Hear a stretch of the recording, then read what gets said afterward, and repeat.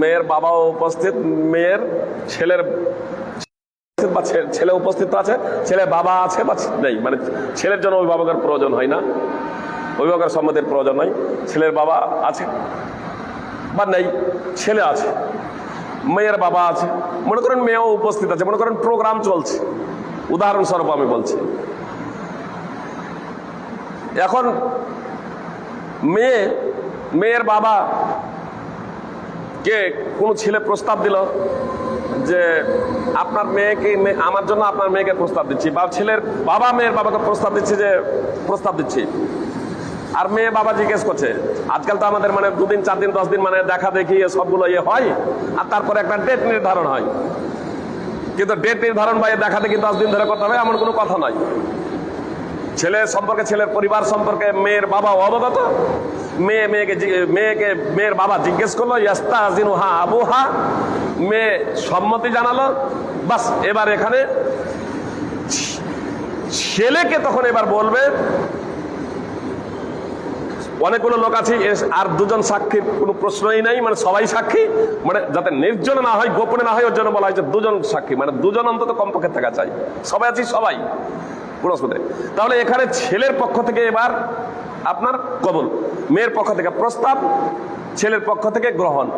ইজাব এবং কবুল এই দুটো শব্দ আপনার ফিকহি পরিভাষায় আরবিতে মানে একদিক থেকে প্রস্তাব, একদিক থেকে গ্রহণ, অর্থাৎ একদিক থেকে ইজাব এবং একদিক থেকে কবুল। আমাদের সমাজ, এটা আমি এই জন্যই বললাম, আপনার যদি এই পরিস্থিতি না হয়, সাধারণভাবে আমাদের যেগুলো হয় সাধারণত, পাত্রী দেখা হয়েছে, ছেলের পছন্দ, জি, ছেলেকেও আপনার মেয়ের পছন্দ, অভিভাবকের অনুমতি সাপেক্ষে এই পাত্রী ছেলে দেখেছে, বিবাহর তৎক্ষণাৎ বিয়ে হতে পারে বা পরের দিন নির্ধারণ হতে পারে, কোনো সমস্যা নেই।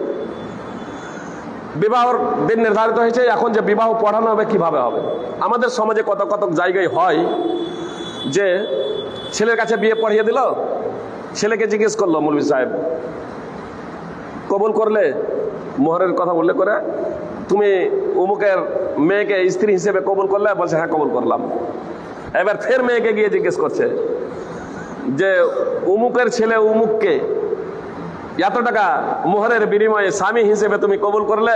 বলছে কবুল করলাম। তো দুজনেই যে কবুল করলো, তো প্রস্তাবকে দিল। এই সিস্টেমটা ইসলামী সিস্টেম না, এই সিস্টেমটা সালাফদের যুগে এর কোনো অস্তিত্ব ছিল না। আর এখানে মৌলভী সাহেবকে নিয়ে 2 জন মেয়েকে নিয়ে পাত্রীর কাছে যেতে হবে, আর কোনো অস্তিত্ব ইসলামে নাই। হাদিসে স্পষ্ট বলা হয়েছে, ইয়াস্তাযিনুহা আবুহা, মেয়ের বাবা মেয়ের কাছে অনুমতি নেবে। মেয়ের বাবা যদি না থাকে, তাহলে নিকটবর্তী যে অভিভাবক আছে, মেয়ের দাদা আছে, মেয়ের ভাই আছে, তারা এরকম মেয়ের কাছ থেকে অনুমতি নেবে, এখানে জানাবে যে হ্যাঁ, বাস তৎক্ষণাৎই অনুমতি নিতে হবে। আপনি আগে যদি অনুমতি নিয়েই রেখেছে তবুও কোনো সমস্যা নেই। মেয়ের বাবা, মেয়ের ভাই, ওর ওয়ালি, এক কথায় অভিভাবক, সে এরকম মেয়ের পক্ষ থেকে সম্মতি এরকম জানাবে, আগে অনুমতি নিতে পারে, তৎক্ষণাৎ অনুমতি নিতে পারে। এবার এখানে ছেলের সামনে খুতবা পেশ করে তখন এখানে একে বলা হবে যে তুমি স্ত্রী হিসেবে তাকে কবুল করলে কিনা, এ তখন বলবে কবুল। সুতরাং সহিহ বুখারীতে হাদিসই আছে, একদা উমর ফারুক রাদিয়াল্লাহু তাআলা আনহু হাফসাকে উসমান রাদিয়াল্লাহু তাআলা আনহুর নিকটে পেশ করলেন যে আপনি যদি চান তাহলে আমার মেয়ের বিয়ে আপনার সাথে দিয়ে দিই, আপনি যদি চান তো আমার মেয়ের বিয়ে আপনার সাথে দিয়ে দিই।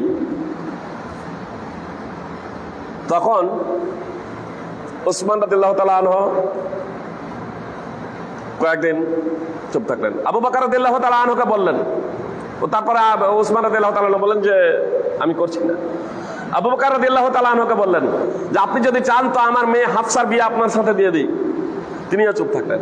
তারপরে কয়েকদিন পর রাসূল সাল্লাল্লাহু আলাইহি ওয়াসাল্লাম যখন প্রস্তাব দিলেন, ওমর রাদিয়াল্লাহু তাআলা আনহু বলছেন যে আমি আল্লাহ রাসূলের সাথে আমার মেয়ের বিয়ে দিয়ে দিলাম। এ কথা বলছেন না যে আমার মেয়ের কাছে বিয়ে পড়ালাম, বলছে আল্লাহ রাসূল প্রস্তাব দিলেন, আমি আমার মেয়ের রাসূল সাল্লাল্লাহু আলাইহি ওয়াসাল্লামের সাথে বিয়ে দিয়ে দিলাম। আবু বকর সিদ্দিক রাদিয়াল্লাহু তাআলা আনহু এবার এই ঘটনার পরে বলছেন যে আল্লাহ রাসূল সাল্লাল্লাহু আলাইহি সাল্লাম যদি বিয়ে না করতেন, মানে এই বিষয়টা আমি একটু অবগত হয়েছিলাম পূর্বে, যদি আল্লাহ রাসূল সাল্লাল্লাহু আলাইহি সাল্লাম বিয়ে না করতেন লাকাবিলতুহা, তবে আমি কবুল করে নিতাম। দুই দিক থেকে কবুল এমনটি না, কবুল এক দিক থেকে। জি।